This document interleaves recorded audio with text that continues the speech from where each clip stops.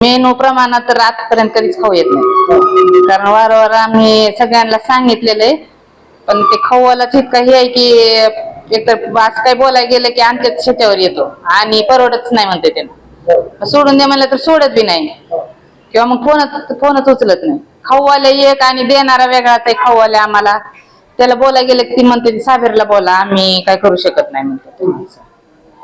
मग बाकीचं लेखी पण दिलेलं आहे ऑफिसला पण त्याचा काहीच फायदा झालेला नाही आजपर्यंत तरी. आता आम्ही 2007 ला लागलेले तेव्हापासून साबीरचा खाऊ आहे आम्हाला, त्याच्यात काहीच बदल नाही खाऊ मध्ये.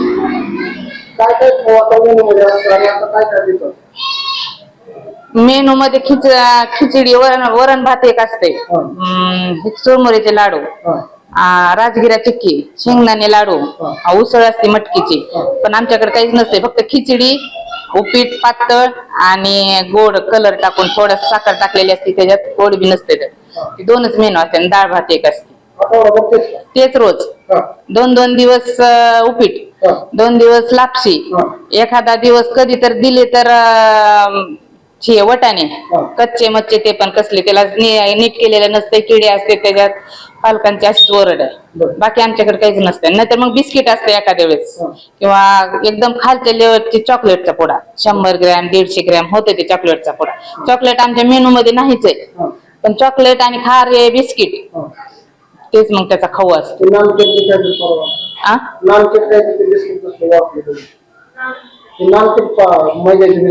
मैद्याचे बिस्किट असतात ते खारे बिस्किट. आता आणि जरी ते तसलं बिस्किट येते लांबके, ते पण मैद्याचंच पूर्ण. असं म्हणजे की पोषण पोरांना व्हावं असं काहीच नसते, पूरक काहीच नसते त्याच्यात, काहीच मिळत नाही त्याच्यात. मग ओरडतात ना पालक, सांगा म्हणतात आम्हाला. मग ऑफिसला पाठवायचं बी कसं, लोक ऑफिसला बी पाठवलं तर येत आहे ना आमचं. मग आमचं तर कोणाच ऐकत नाही, त्याच्यामुळे सगळी कोणाच. मग पावत्या जरी नाही दिल्या तरी मग बिलं निघतात त्यांची. समजा खाऊच्या पावत्या महिन्याला देतात ना आम्हाला सही करायला, महिनाभर आम्हाला ह्याप्रमाणे खाऊ मिळाला. पण आम्ही काय करतो, खाऊ लिहून ठेवतो आमच्याकडे. जे खाऊ येईल ती त्या पावतीवर लिहितो आणि पावत्या देतो. आता बिल त्यांचे कसे निघतात आम्हाला तर काय माहित नाही. पावत्या काही काही जणांच्या मागच्या 10-10 वर्षाच्या पावत्यात काही काही जणांकडे.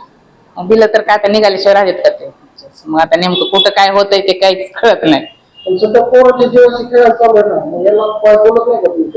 बोलतात ना, बोलून काही ते ऐकायलाच तयार नसतंय ना आमचं. आणि मॅडमनी पण वारंवार त्याला म्हणजे सूचना कडक ह्याच्यात दिलेल्या आहेत, पण ते हेच करत नाही ते. मग आता काय माहिती मॅडमचं ते कसं, म्हणजे कसं सांगते ते.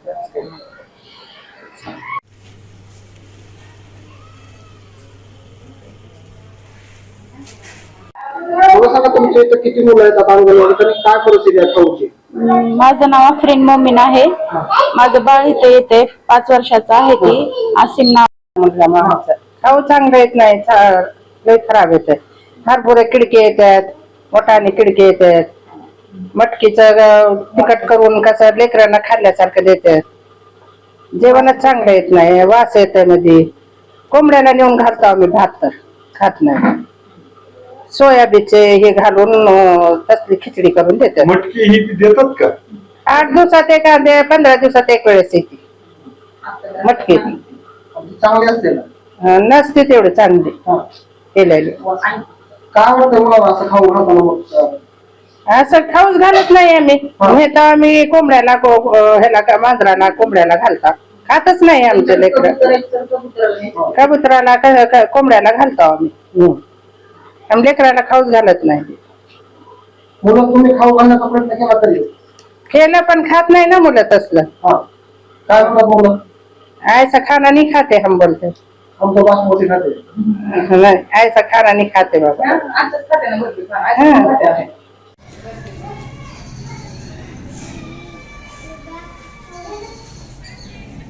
मला सांगा आता